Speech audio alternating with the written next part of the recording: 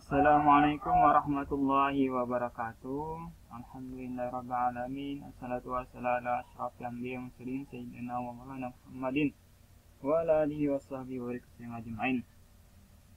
Hari ini kita menyambung pelajaran sebelumnya tentang sejarah kebudayaan Islam kelas 8. Semalam sudah mempelajari tentang keruntuhan Daulah Umayyah. Ini kita melanjutkan daripada pelajaran dengan materi sejarah berdirinya Abbasiyah. Sejarah berdirinya Daulah Abbasiyah. Langsung saja, yaitu kelompok-kelompok yang kecewa dan tertindas atas pemerintahan Daulah Umayyah antara lain. Jadi kan di sini ada kelompok-kelompok yang tidak suka dengan dinasti Umayyah. Yang pertama adalah kelompok Muslim non-Arab atau Mawali. Nah, ini adalah yang memprotes kedudukan mereka sebagai warga kelas 2 di bawah Muslim Arab. Pada disamakan, dianggap kelas 2 saja. Yang kedua adalah kelompok Khawarij dan Syiah. Ini Khawarij ini orang yang keluar dari pengikut Sayyidina Ali, sedangkan Syiah ini yang senantiasa mengikuti Sayyidina Ali. Yang ketiga adalah kelompok Arab di Mekah, Madinah, dan Irak. Ini merasa tersakiti hati mereka atas status istimewa penduduk Suriah. Jadi Suriah aja yang diistimewakan, mereka kada. Nah, maka mereka sakit hati. Yang keempat adalah kelompok Muslim yang soleh. Nah, orang-orang yang baik, orang Muslim pada waktu itu adalah juga kecewa. Kenapa? Karena mereka memandang bahwa keluarga Daulah Umayyah ini gaya hidupnya bermewah-mewah. Gaya hidupnya bermewah-mewah, asalnya biasa-biasa saja. Setelah pindah ke Damaskus, mereka hidupnya bermewah-mewah, tidak lagi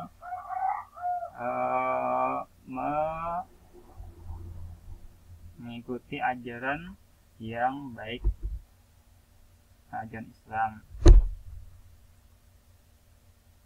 Maka kelompok tersebut membentuk suatu kekuatan yang dikoordinasi oleh keturunan Al-Abbas yang disebut dengan Daulah Abbasiyah, dipimpin oleh Ali bin Abdullah bin Abbas, kemudian Muhammad bin Ali. Muhammad bin Ali ini adalah anaknya daripada Ali bin Abdullah.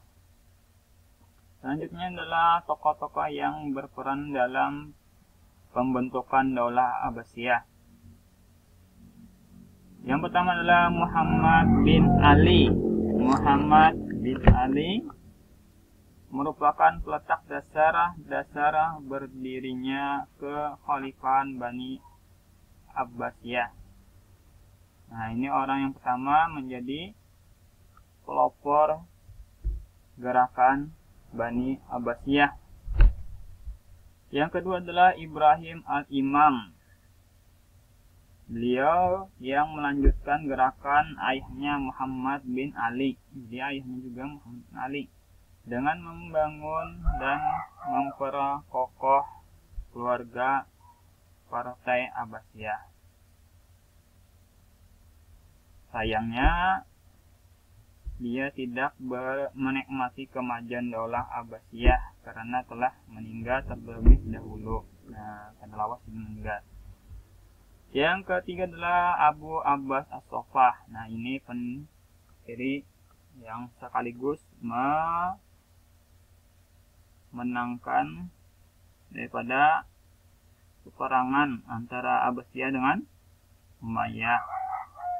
Nama sebenarnya adalah Abdullah bin Muhammad. Jadi ngaran sini Abdullah bin Muhammad, digelar Abu Abbas As-Saffah. Merupakan Beliau merupakan usaha ayahnya. setelah gerakannya berhasil menumbangkan khalifah terakhir Bani Umayyah, yaitu Marwan bin Muhammad. Nah, ini orang yang menangkan peperangan daripada Bani Abbasiyah. Yang keempat adalah Abu Ja'far al-Mansur, adalah khalifah Abbasiyah yang kedua, menggantikan saudaranya Abu Abbas As-Saffah. Nah, setelah meninggal Abu Abbas As-Saffah, yang menggantinya adalah Abu Ja'far al-Mansur. Yang kelima adalah Abu Muslim al-Khurasani. Nah, ini adalah kunci dari tokoh gerakan Bani Abbasiyah. Nah, ini pemimpinnya, pemimpin perang yang memenangkan dinasti Abbasiyah. Kelihayan dalam berpropaganda,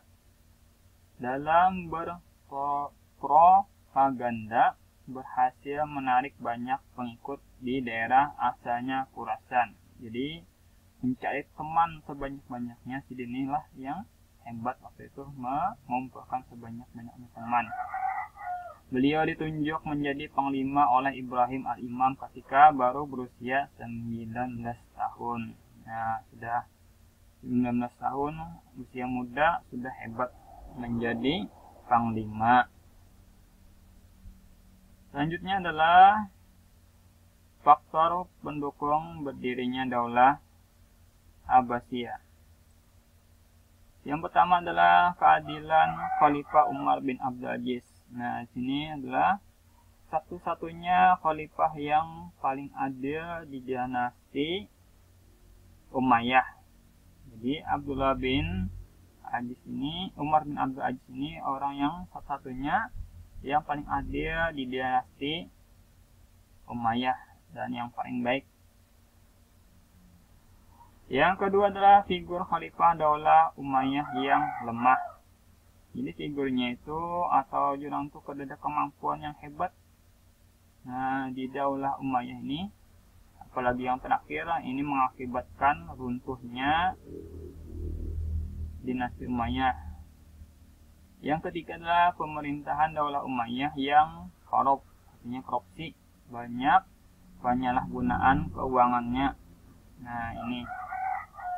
Yang keempat adalah keturunan Abbas, termasuk keturunan Bani Hashim. Jadi keturunan Abbas ini termasuk juga keturunan Rasulullah. Jadi keluarga daripada Rasulullah juga. Nah, ini makanya dijadikan pemimpin. Yang kelima adalah Daulah Abbasiyah memiliki propaganda atau teman, untuk pengikut dan sebagainya. Nah, ini. Selanjutnya adalah tugas. Nah, untuk hari ini kerjakan tugasnya di buku LKS halaman 15 sampai 17, pilihan ganda aja yang ABC. Nah, itu aja tugasnya hari ini. Untuk selanjutnya adalah nanti kita sambung lagi. Cukup